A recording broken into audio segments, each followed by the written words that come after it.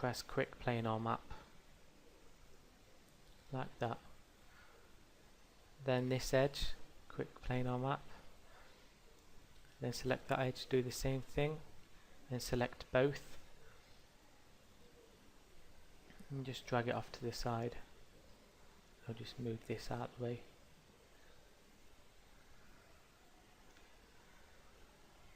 Like that. Do the same for the top and then the bottom, and then select both and rotate this one 90 degrees. Put it along the top like that, and then hold in Control and Alt, scale them down like that, and then drag that off.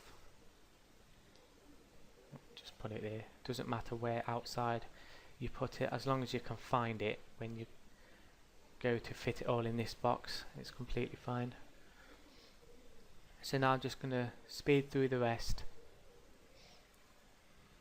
and then come back to you when it's done.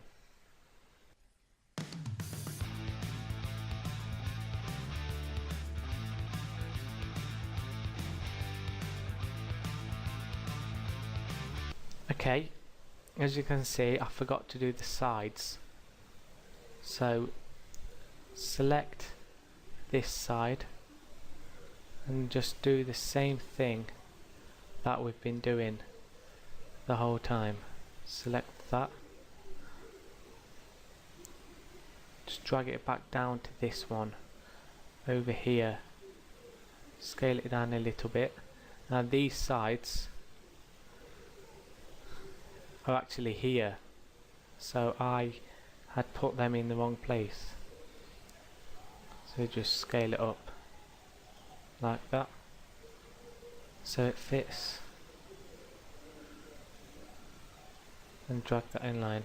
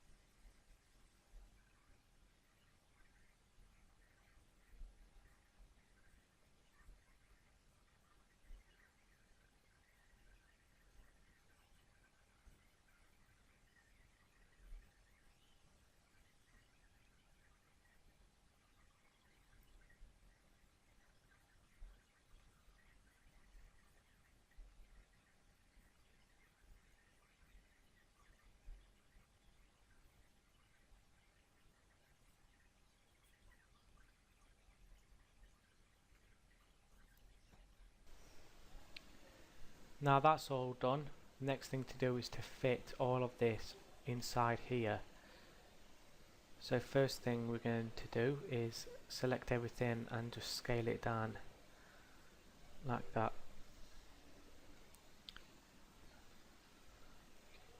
There isn't really an order, or there isn't any order that you have to do this in, but I'm just going to start with the front and then the back, then the sides, then the top and the bottom. So if we just select all of that and just place it on there. I find it easier without this checkered background. So if we come up here and unclick this box, it gets rid of the checkered background. Just move it in line. Then the back, move that next to that one like that. Then I'll do the sides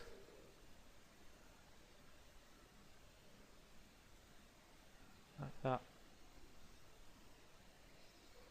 Then the other side.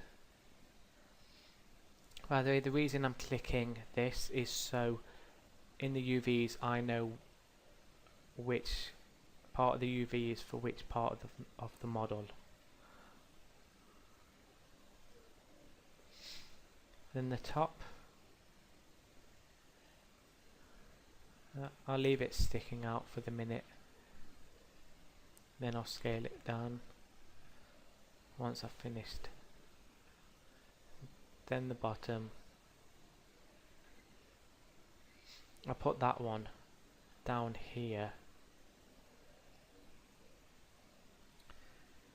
Okay, now the important thing to remember is you have to,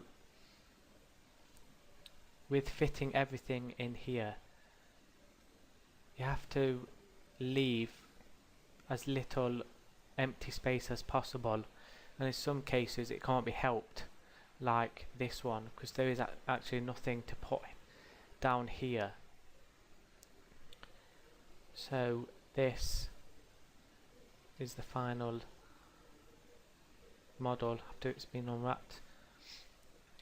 These green lines are the seams that you're seeing here. These green lines are actually these same green lines here, but you can get rid of these by scrolling to the bottom under configure, click map seams, and it gets rid of them like that.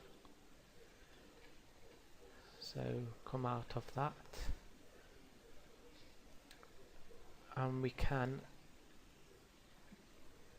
get rid of the modifier by right clicking, collapse all. If you click yes, it keeps the UVs all laid out properly. I want to actually go back into that. Now we need to be able to texture it using Photoshop, we need to use these UVs, this map, as a guide to put into Photoshop, so we know where we're going to put each of the textures. Now to do that, you go to Tools, Render UV Template. The width and height really depends on the size of the model. Now mine's 58 units cubed, so it's not that big, so I'm going to stick at 1024 by 1024, or if you click this, it does some automatic things for you, but I'm just going to change it back. Seam edges down here, which are green, are these. Now you don't have to have them green. I'm going to untick it, and I'm going to keep, they're going to be white then, and show overlap in red. If any UVs overlapping, they will go red, and generally if you're texturing a model, you don't want any overlapped UVs. But in the case of this piece here and this piece, you can see it's on top of this. It's because this is going to be textured from this piece, so in certain cases where they're going to be textured the same, it's alright. But if you're going to, for example, say a character, you don't want to unwrap his face and have it overlapped onto his torso, because that would just look weird. Okay, so just with all that in mind, click Render UV Template. This is what you'll get. Just scale it down a bit, so you can see it like that. If you come up to Save Image, just save it wherever you want. I'm going to call this create underscore UV underscore layout. You want to save it as a, you can save it as a Targa, but I'm going to save it as a PNG file. The reason for that, just click save. yeah, keep all that as it is. The reason for that is when you import it into Photoshop, you're not going to get a black background, you're just going to get the white outline for the UVs. Okay. In the next part of the video, I'm going to hand you over to another member of the team called Ant, and he is going to show you how to texture this using Photoshop with this layout that I've just rendered out. So be on the lookout for the next part, and I hope you enjoyed this tutorial. I hope you learned a lot, and see you next time.